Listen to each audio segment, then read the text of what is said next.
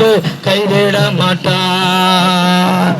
கடந்ததை நினைத்து கலங்காது, நடந்ததை மறந்து விடு. கடந்ததை நினைத்து கலங்காது, நடந்ததை மறந்து விடு. கர்த்தர் புதியன செய்திடுவார், இன்று நீ காண்பாய், இன்று நீ காண்பாய். கலங்கிடவே வேண்டாம், கலங்கிடவே வேண்டாம்.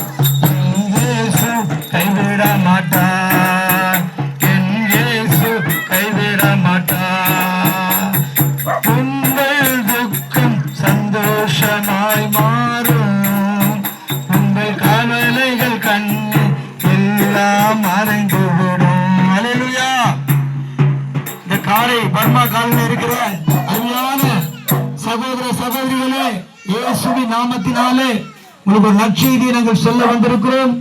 அருமையான இயேசு கிறிஸ்து எங்கள் வாழ்க்கையிலே செய்த நன்மைகள், விடுதலைகள், அதை சமாதானத்தோடு இந்த நாளிலே வந்திருக்கிறோம்.